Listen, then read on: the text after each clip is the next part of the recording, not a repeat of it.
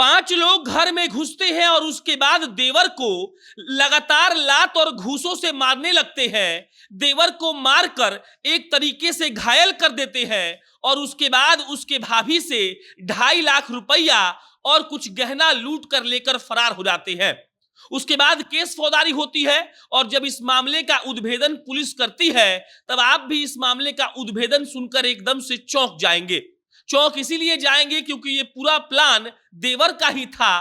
देवर ने अपने 5 दोस्तों को कहा था कि मेरी भाभी के पास गहना है, कैश में रुपया भी रखा रहता है, तुम लोग आओ, आकर हमको मारना और मार कर पैसा और गहना छीन कर लेकर भाग जाना।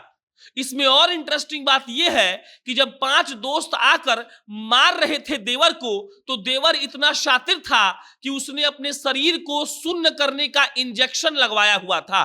मतलब ये कि मारपीट का असर उसके शरीर पर ना हो, इसीलिए उसने इंजेक्शन ले लिया था और इंजेक्शन लेने के बाद वो मार खा रहा था, जिससे उसको पता नहीं चल रहा था कि उसको कोई मार रहा है।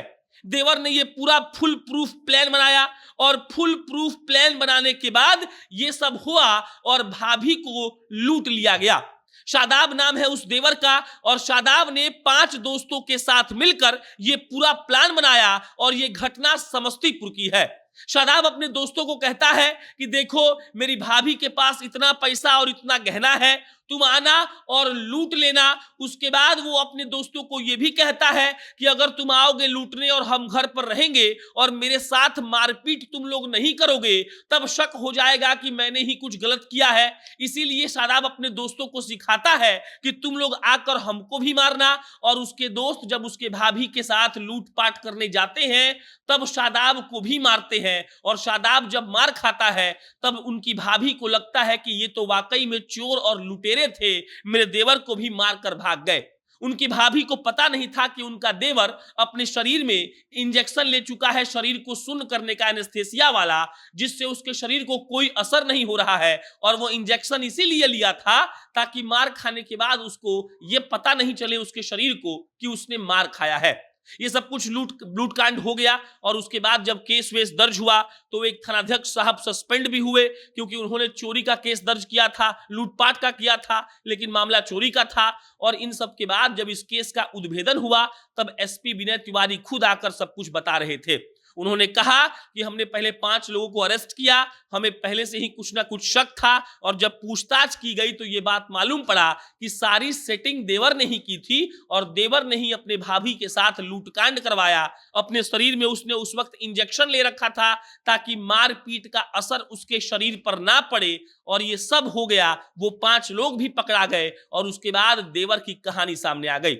फिलहाल देवर को पुलिस ने पकड़ा नहीं है, वो फरार चल रहा है। छापेमारी हो रही है शादाब को पकड़ने के लिए, लेकिन जैसे ही इस केस का पूरा असलियत सामने आया, लोग एकदम चौंक गए कि प्लानिंग हो तो ऐसी, अपने शरीर में इंजेक्शन मरवाकर, मारपीट खुद के साथ करवाकर, अपनी ही भाभी का पैसा और गहना लुटवाकर शादाब शातिर बनने का प्रयास तो कर रहा था, लेकिन बिहार पुलिस ने सारा भांडा फोड़ दिया और अभी वो फरार चल रहा है और कहा जा रहा है कि वो कभी भी छापेमारी के दौरान गिरफ्तार हो सकता है। बात बाकी ऐसे अजीबोगरीब केस आजकल आने लगे हैं। अपने ही घर में लूटकांड लोग करवा देते हैं, खुद को किडनैप करवा के अपने बाप से पैसा मांगने लगते हैं। और देवर साहब को देखिए, एनेस्थेसिया का इंजेक्शन लेकर अपने दोस्तों को कहते हैं कि पहले घर पे आकर हमको मारो, उसके बाद मेरी भाभी का कैश और गहना लूट कर लेकर भाग जाओ। अब ये पुलिस नहीं होती तो इस बात का उद्भेदन भी नहीं हो पाता कि देवर जो शादाब है उसने ही ये सब कुछ किया है। बात बाकी सावधान रहिए, सतर्क रहिए और अपने घर वालों पर भी पैनी नजर रखिए, वरना कभी भी कुछ भी हो सकता है। धन्यवाद।